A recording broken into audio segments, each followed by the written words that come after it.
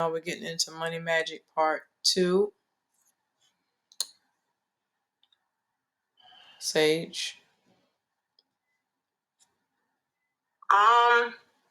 Sowing energy, how to sow up and not down, and how sowing into people who are less fortunate than you is not always the best idea, if not most of the time, not always the best idea, Okay, so let's talk about the sowing thing. Right now this is where we're gonna get into the religious misnomers, okay?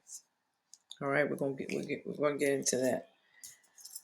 The sowing and the reaping, because that's definitely got to be fixed before you start opening up your energy and frequency to receive and have a relationship with money. So we got to deal with these religious misnomers. So we're gonna deal with that. All right, okay.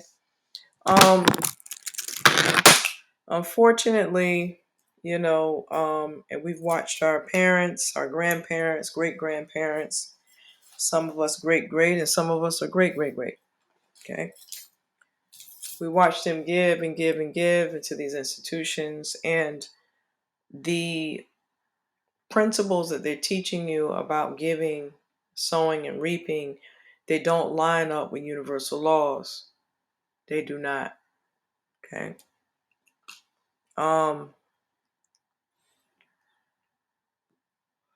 You have to qualify where you sow. You got giving, and you got sowing, and then you have gifting.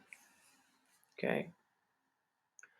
One of the misnomers is you're kind of mentally terraformed to feel undeserving of things.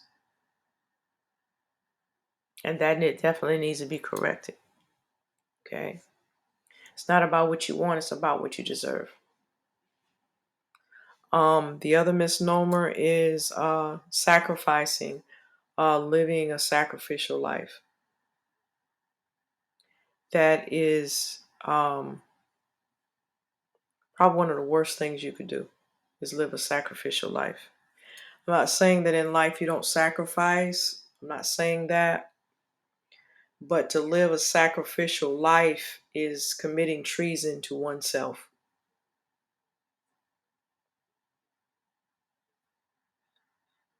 You can't love your neighbor as you love yourself if you're always putting yourself on the back burner, you're always putting yourself last, you're always giving out of your needs. The sacrificial life is a scam, okay? And you're being taught that to keep you in a perpetual state of need and dependency. Okay? What? So is that why they teach this in church? Yes. Unknown to us, of course, but okay. Cool, wow. Absolutely. Because if you're self-sufficient, self-validated, emotionally healthy, emotionally sound, then what's their business? I'll wait. Okay? They also tell you now, you don't throw the baby out with the bathwater in reference to the Bible, because as I said, there are verses in there and passages in there that's been around for eons. It makes 2,000 years look like 2 milliseconds. Only problem is, King James didn't give credit where he got it from. All right? But the religion will tell you to sow into the poor. But your own Bible does not say that. It says give, not sow. All right? So if we look at the laws of this plane, they call it planet. If I'm going to sow seeds of apples, how do I think that I'm going to receive watermelons? I will wait.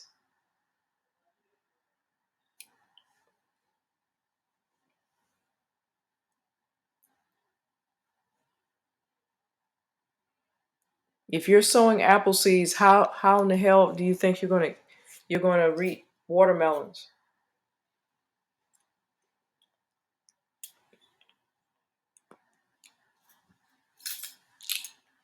When you sow into something, no matter what you're sowing, what you receive is reflected in return. You're going to receive what's reflected in return.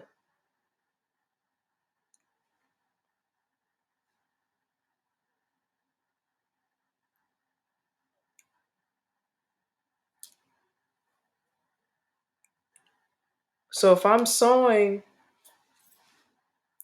into somebody that can't keep a job,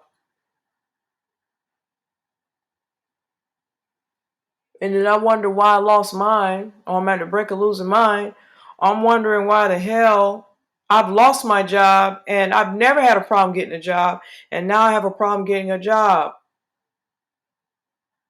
How the hell do you think you was going to get something different in return? Because you're only going to get back what you've sown. That's what's going to be reflected.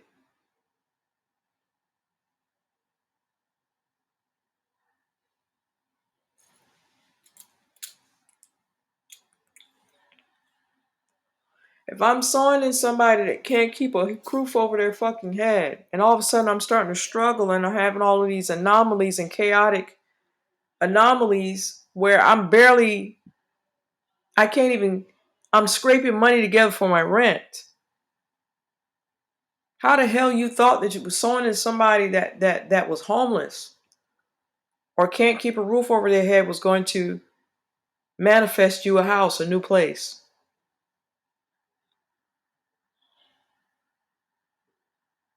Man, I'm not just now hearing this shit, man.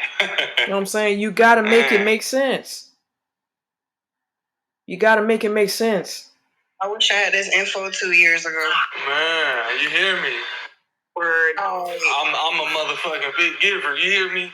Yeah, you can't do that. You can't do that. And then some of them have the audacity to say, "Oh, thank you for sowing into my life." I'm not sowing into your life because that's not the life I want.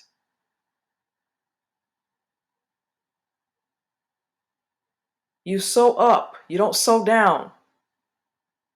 You sow into what you want.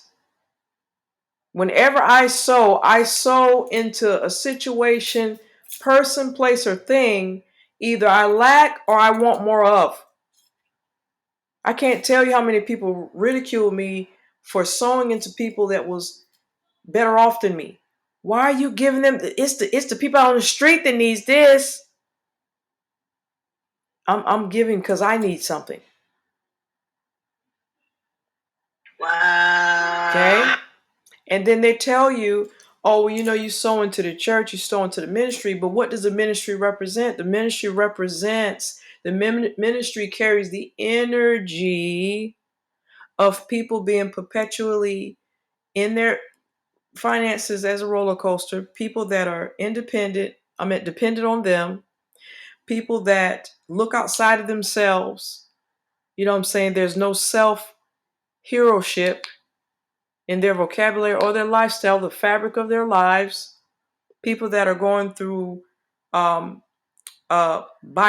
disorder from one Sunday to the next. One weekend, one Sunday you come there, you're more than a conqueror, had an awesome week. The following Sunday you come back happy as hell, everything good. You lived holy the whole week, and you come back. Guess what? You're filthy and dirty rags, and you ask me to be at the altar. You're thinking like, what the hell did I do?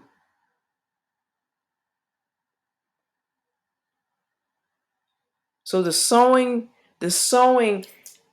your Bible says, give to the poor, not sow. But that's what they say all day because they know the magic, the spell work behind that. If you're constantly sowing into people that are at a disadvantage, and this is no shade towards those people because we've all been there. But if you're sowing into situations like that, then that keeps them relevant. Because in the back of their minds, they know the truth of you sowing into something less or something disadvantaged in reference to you.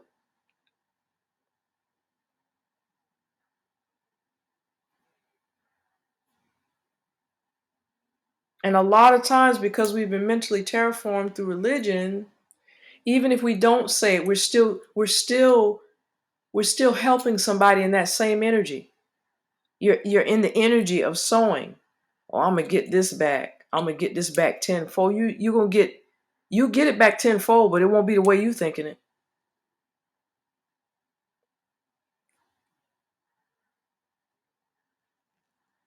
So even though you're not verbally saying it, energetically you're still doing that. You're energetically sowing because you're expecting something better back. You're still sowing.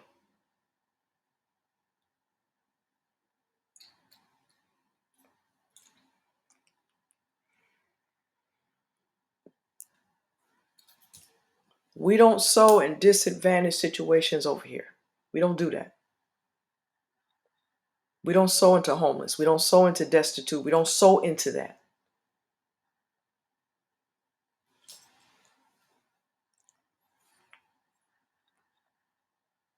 Now, let me qualify this. Does it mean don't help them? Absolutely not. But you got to qualify your energy when you're doing it. You always say this is a gift. When someone gives you a gift, you expect nothing in return. So the other misnomer that religion has given you all is, okay, you need to be a giver. Give and you'll receive. Now let's just break this down. Let's break this down, okay? If I give you something, let's just say I give you the gift, I give you a sweater. Let's just say I bought you a sweater and I gave it to you as a gift. If I'm expecting something back from you, is that a gift? No. So my question is, how the fuck are they telling you you need to give so you can receive? That's not a gift. That's business. That's a medium of exchange. That's giving with an intent of expectation and obligation from the other person and entitlement. So even the concept of giving in religion is not giving. That's business. That's an exchange. They're calling it a gift. But what they're really doing to you is mentally terraforming you to do business and getting you desensitized that the business that you're doing or the gifting you're doing to the church is really a business. Because that's the only establishment that says every time you give, you should get something back. But that's not the gift of giving. True. A true gift, when you give someone, you don't expect nothing back. You don't talk about anything, getting anything back. I've never given nobody a gift and walked away and say, yeah, I'm going to get a lot for this. I'm going to get something for this. I'm going to be blessed for this.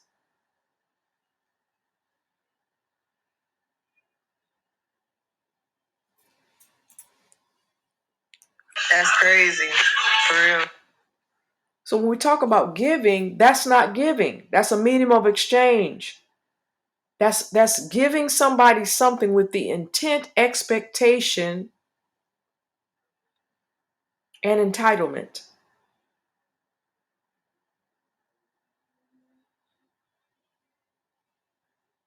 But they want to romanticize it and say you're a giver.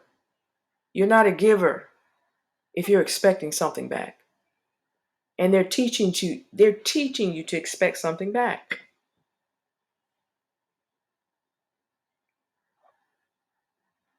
So is that really giving? Y'all tell me what it is. I'll wait.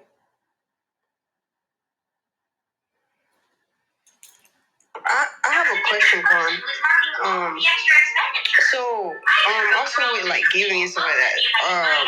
Because I hear this should you be careful also who you like sleep with as well? Because like, can that have an effect on like your energy, your currency?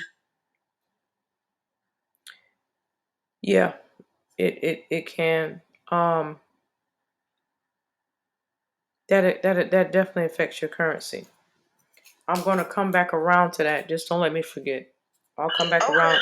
I'm gonna come back around to that at the close of this, but I will talk about it. Cool. Thank you. Absolutely.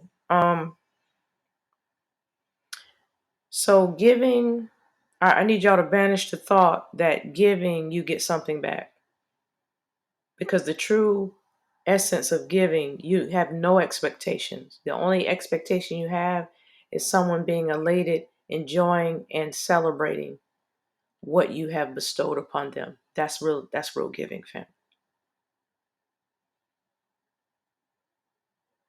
So that bullshit of giving and it shall be given to you, pressed down shit, all of that, that's a spell. That's a ritual. Wow. I've heard that before too. Okay. You know what I'm saying? A giver gives with no intent and no expectation. That's a true giver.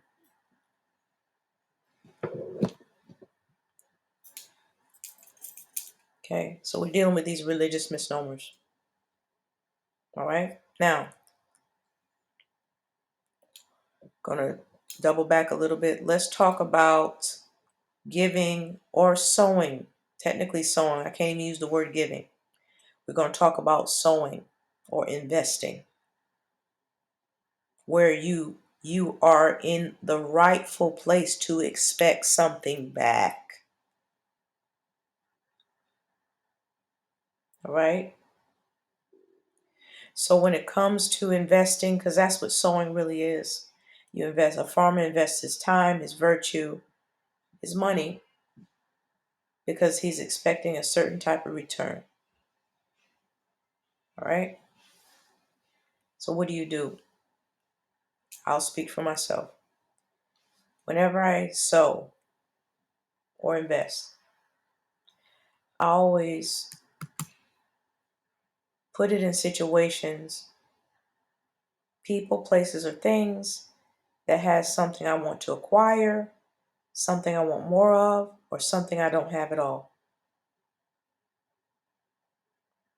So my sowing or investing is not based on the person's lack.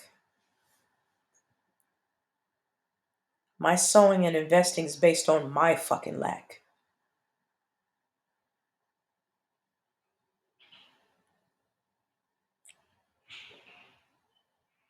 Okay? So you don't sow based on the person's lack. You sow based on your lack. That's true sowing. You sow based on your own lack.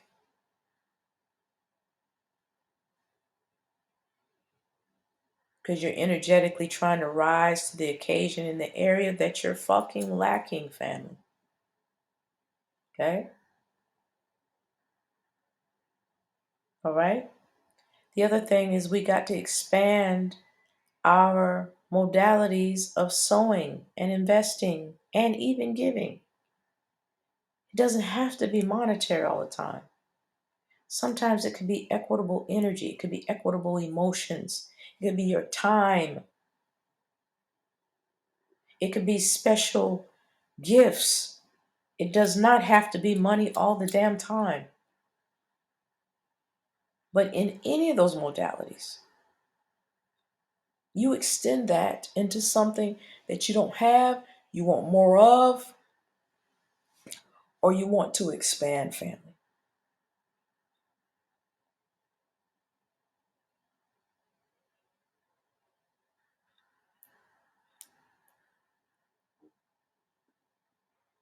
So sowing is not based on the other person's needs, it's based on yours. That's the only time you should expect a return.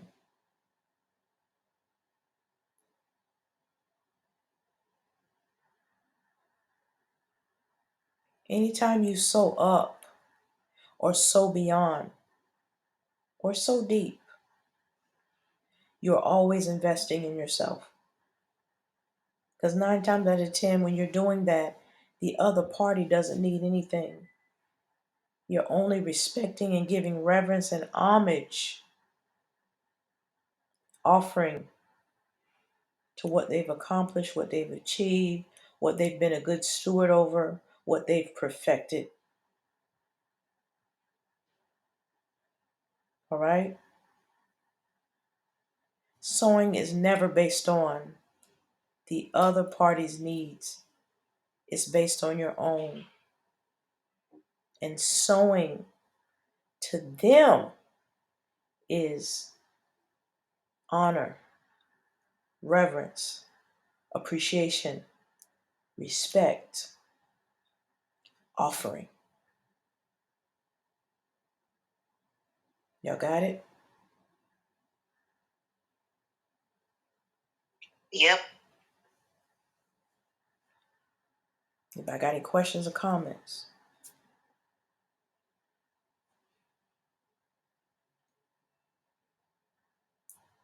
Everybody understand about these misnomers and how detrimental they are, and probably why we're in, people are in fucked up shit situations that they're in.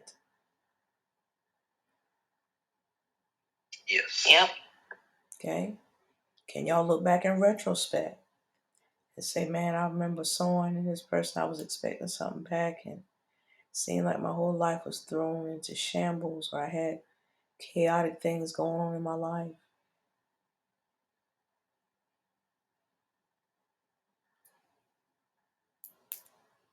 Because see, when we're living like this, the only thing we're doing is perpetuating the validation of these religious houses and giving them content. You understand? Y'all got it? Got it. Look at wealthy people. I want y'all to pay close attention to wealthy people. Okay? When do you ever hear them say, when do you ever hear them use the word so? I will wait. I actually hear wealthy people are the most stingiest with their money. Are they really stingy, or they do donations and charities? They do both, I think. Yeah. Okay. Even the most giving wealthy person, when have you ever heard them say they're sowing into something? That's not even in their vocabulary. They say, okay, we're gonna help this disadvantaged city. What do they say? What's the word that they use? I need y'all to pay attention. What's the words that they use when they say they're helping people? Develop? That may be one word. They use the words donation, charity, and the gift of what?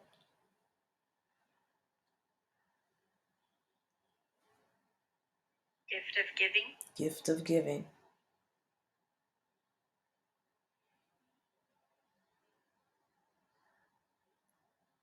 Only broke people talk about sowing.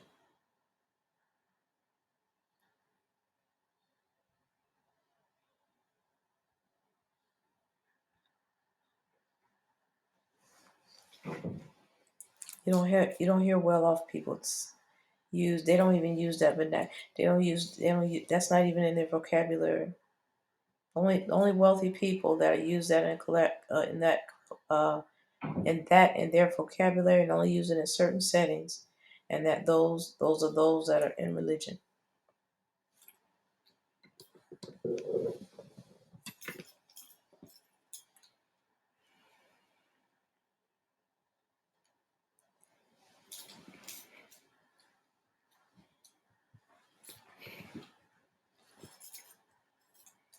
I'm giving y'all secrets, honey.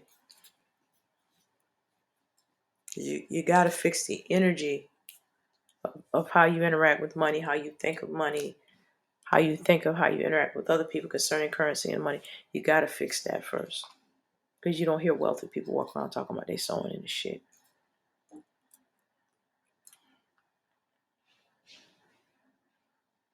Now, one thing you'll hear them say, they'll say, Yeah, I had to make an investment in myself.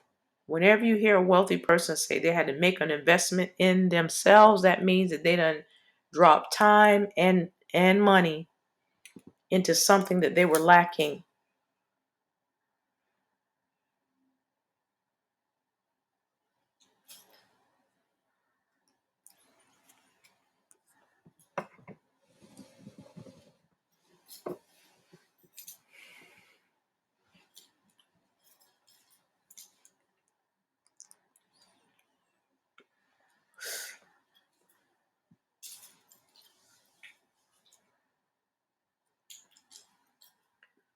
So those are misnomers I wanted to deal with in reference to religion.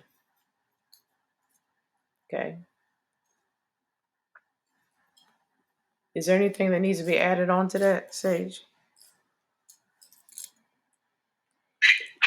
Okay. You also had mentioned to be in the act of imagining that you're already spending the money you want rather than imagining you receiving it. Okay, yes. Let me go ahead and close this out, and then we're gonna start the part 3.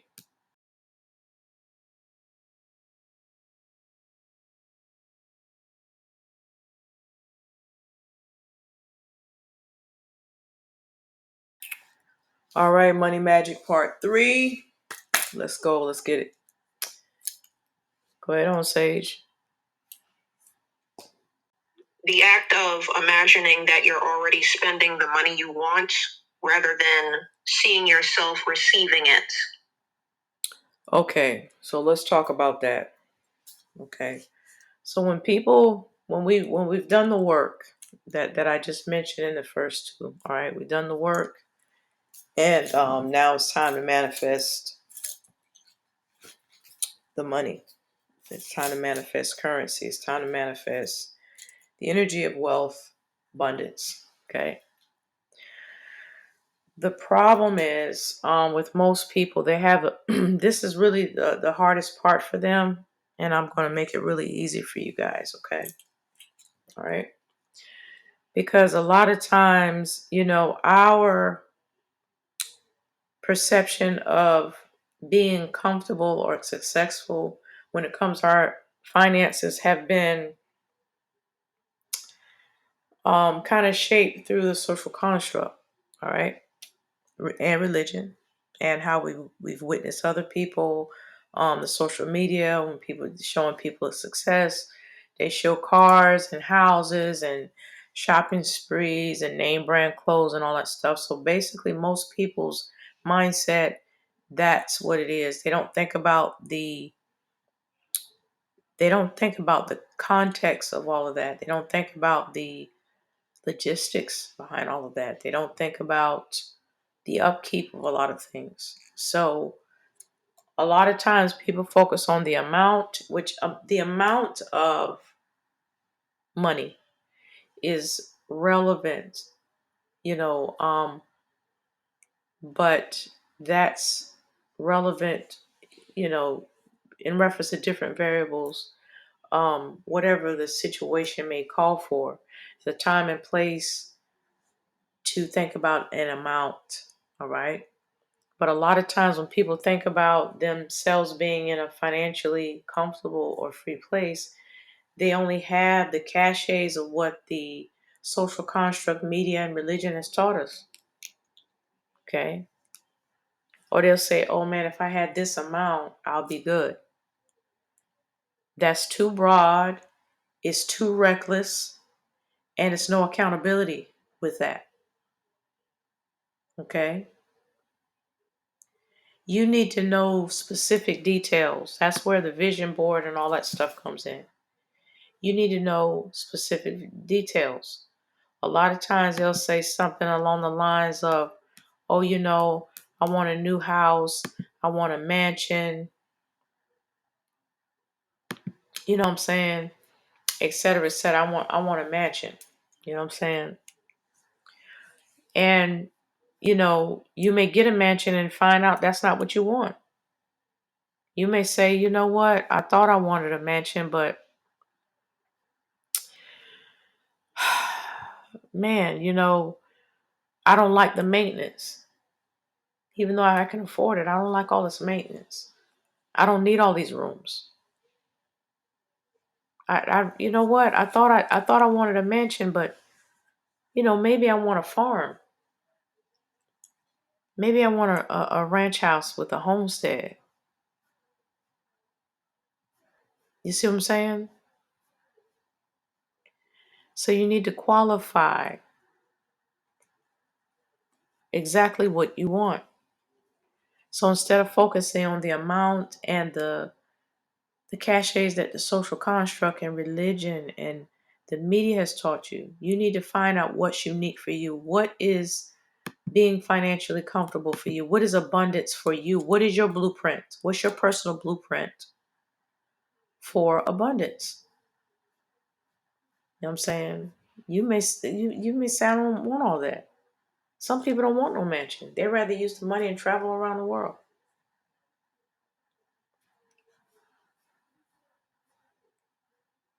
So you need to qualify. You need to qualify, what is your blueprint for abundance? Because what the social construct has imposed on you, that may not be what you want. It may not even be worth um it may not even be worth the maintenance of it. You see what I'm saying? If I'm making any sense.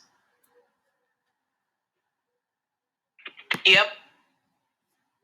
So these are the things that you need to think about.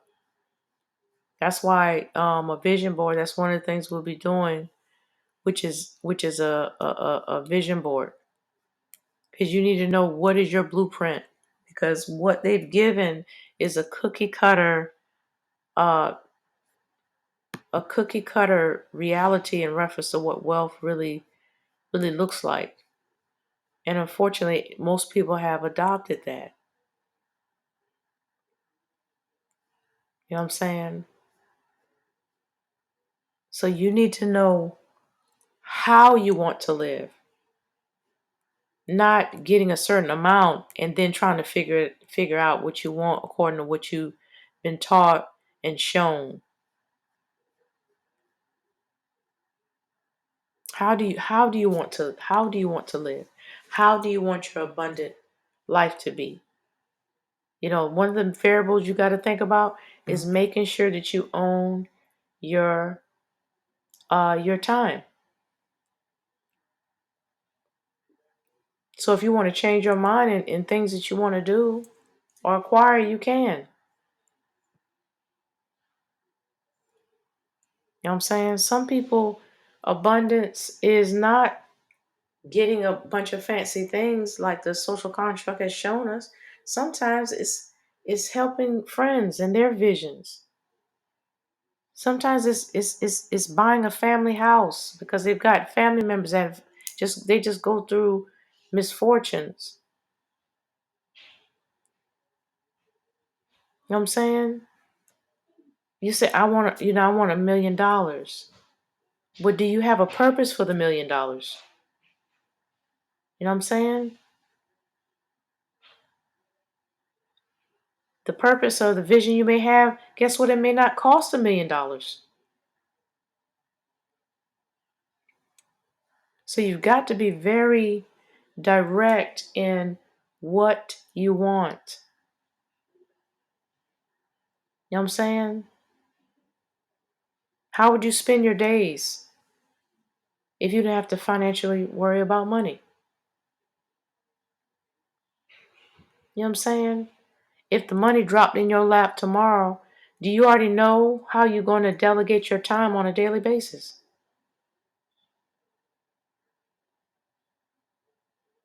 How are you going to govern your life once you done bought the car and the fancy car and the house and you done travel?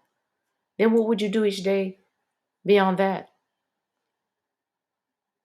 You know what I'm saying? Don't say I just want $10 million. You know what I'm saying? I want my bank account. You got to know why. Why do you want the money? And what the hell are you going to do with it? Okay? Money, the character of money doesn't like to be stagnated and don't like to stay stale. You forgot we're talking about currency. It's meant to flow. Okay? We talk about money magic here. So what vehicles do you have in your life so that the money can flow like currency? We're talking about money magic now. How's the flow of money going to enter in and out your life? You know what I'm saying? You got to think of ways you're going to use money when it shows up. You got to think about how it's going to make you feel, because you really don't know unless you've mapped it out. And mapping it out is tapping into what? Your what? What is that tapping into? Imagination. Absolutely. So you're refortifying that. You're refortifying the imagination. That's where thoughts come from. That's where the future comes from.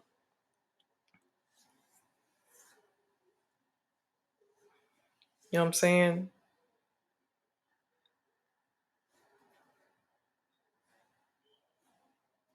You see what I'm saying? If you're earning like 50,000 a year, right?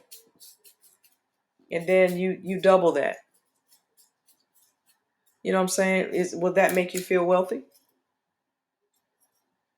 Because if you don't have nothing in place by the time you double that, you probably want a better car and a better house. Right? So if we double that, that'd be what, $1 million? Okay. Right?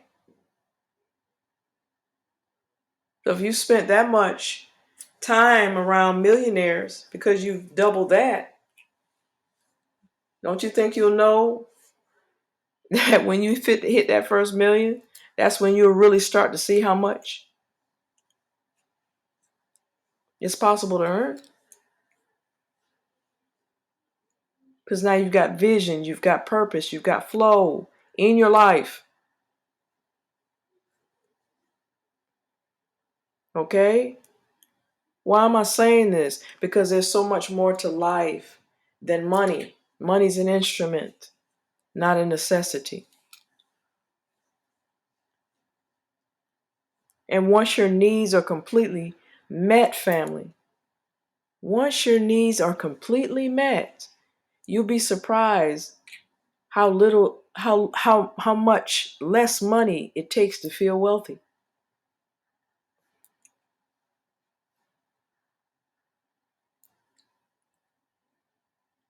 You know what I'm saying? Most people who are struggling, they only need a little more money to feel rich. They don't need an ass load of money. You feel what I'm saying?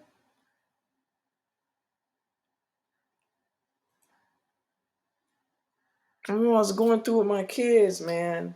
I'm talking when we was in the trenches. We was in the pit of poverty. I remember getting my first increment. I think my first increment of a whole bunch of money at one time. I think it was like 20. No, it might have been 13,000. And that was a lot to say I was in the pit of poverty. Okay. I'm saying I bought new clothes for me and the kids. I didn't buy no fancy car. Bought a little modest car. Went on a trip. Took them to the mountains. You know what I'm saying? I let them experience quality dinners and stuff. I didn't worry about money. I felt rich. You know what I'm saying? With just 13,000.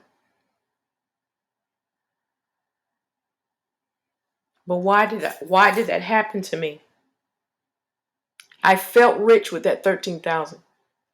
Me and my children, We were living like a fugitive for almost 8 years, not running from the law, running from my ex-husband. So we were in and out domestic violence centers. I was doing that with 4 children family. Okay. So when I got that first increment, that's the most money I had at one time in my hand. Okay. I felt rich. That was just $13,000. But you know what happened with me? Let me tell you what happened when that transpired, when all my needs were met. Because I didn't have much, because we didn't have shit. Okay. And what I had left over, I was able to do things that I dreamed about doing with my damn children. And a 3-star level, 4-star level was a 5-star level for us. But do you know what happened at that threshold? I realized the feeling of poverty and being destitute was broken off of me. It doesn't take much.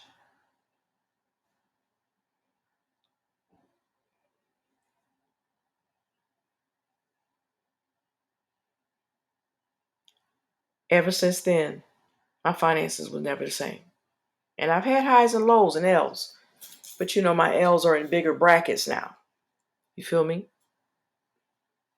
So I'm saying all this to say, don't waste your time dreaming and trying to manifest billions of dollars.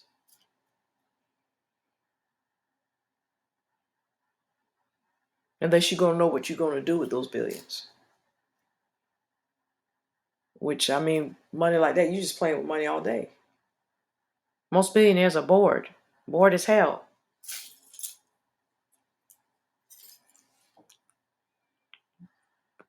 So unless money actually interests you and that's a career and that's just the fabric of who you are, don't waste your time and your virtue and your affirmations and your visiting the past and the present and the future, all these intricacies.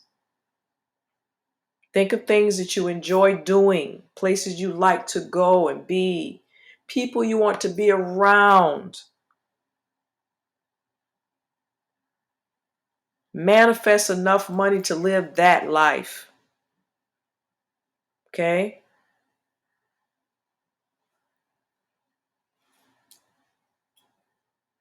All right? I'm not dismissing pain and suffering of poverty. I'm not dismissing that. You know what I'm saying? If you ever struggle like me, I'm telling you, I'm being transparent about my struggle. Lack upon lackety, lack, lack, lack. And you remember that feeling of poverty. You know what I'm saying? Mm-hmm. Then you use that energy and transmute your energy. That amplifies your magic because now you have a reference. Now you have a contrast. Magic amplifies what we feel. You know what I'm saying? You know what I'm saying? Some people tell you forget about that poverty and just think about wealth. Law of attraction tell you keep wealth on your mind. Do not think about the bad days and the poverty and the broke days. No, that's a damn big ass. That's a big mistake, man. Magic is a form of alchemy. Remember I said balance. Remember the damn pain, the discomfort of poverty, being destitute, being broke. The contrast is the energy that you can use and transmute to transform that feeling into wealth.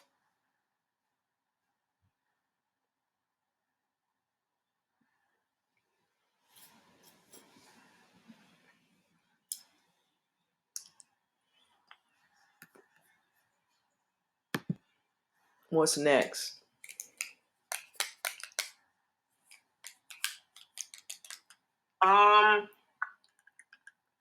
Did you mention how money moves the planet but not the universe? Yes. I was pressing almost 8 figures. I was almost at 8 figures at one time, and I got proof, facts, and receipts to show that. IRS got their money. Okay.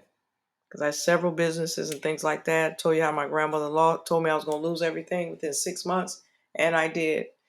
And she said, you're not losing this stuff because you've done anything bad. She said, you've enabled people, but you're not being punished. She said, there's a universal law that you're going to have to learn, but you can't learn it while you got money. And I said, why can't you tell me? She said, it's stuff you got to walk through, which I did. And she said, between sunset, because she said, you're about to go through a sunset season, darkness. She said, but between sunset and sunrise, she said, you're going to learn a principle that will change your life. You'll never be without money. And she was right. And what I learned was currency is what moves the planet, but it's not what moves the universe. And if you have the currency that moves the universe, then the currency that moves the planet becomes an instrument, your entourage, and not a necessity. That's what I learned. Via why I'm able to tell you what I'm telling you now.